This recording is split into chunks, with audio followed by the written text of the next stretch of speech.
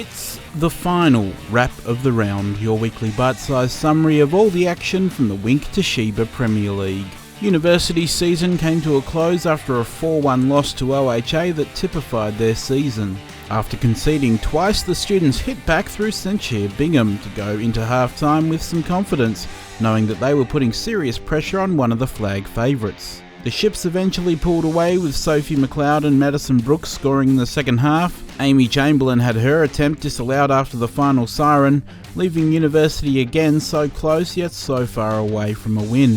Diamondbacks gained a slight psychological edge over their elimination final opponent, beating Derwent 2-0. The two will meet each other again in just 6 days with a lot more on the line, with their round 15 matchup not more than just a warm-up, but it was still a handy victory for the Maroons. Triple All-Star Phillida Bridley scored 2 penalty corner rebounds in the second half to deliver her side the win, and Northwest graduates collected the minor premiership with a solid 5-0 win over Canterbury. All the damage was done in the first half as the Bulldogs did all their scoring early. Josie Croden scored twice as she and Grace Calvert linked up well on the forward line against their former club, in an ominous sign for the finals.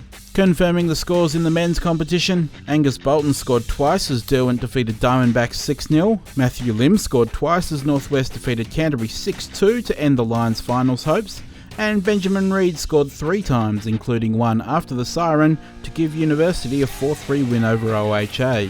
One last look at the ladders at the end of the regular season.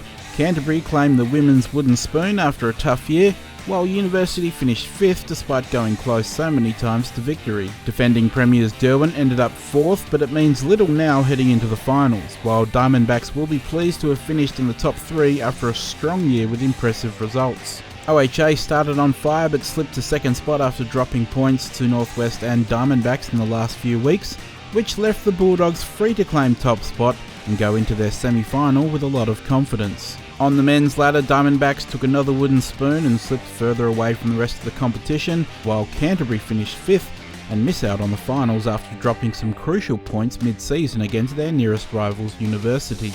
The students finished 4th, even if it looked shaky at times, but they're a team that thrives on finals, so ladder position won't mean much to them as long as they qualify. OHA finished 3rd in a surprise. They even pushed for a top 2 finish for most of the second half of the season, while defending premiers Derwent did finish 2nd and gain themselves a good platform for another attempt at the title. Northwest ended up finishing clear on top though, taking another minor premiership, but their focus is clearly on ending their 5-year premiership drought, which they look likely to do given their form this season. We'll end by saying goodbye and paying tribute to 2 Premier League stalwarts who retired on the weekend.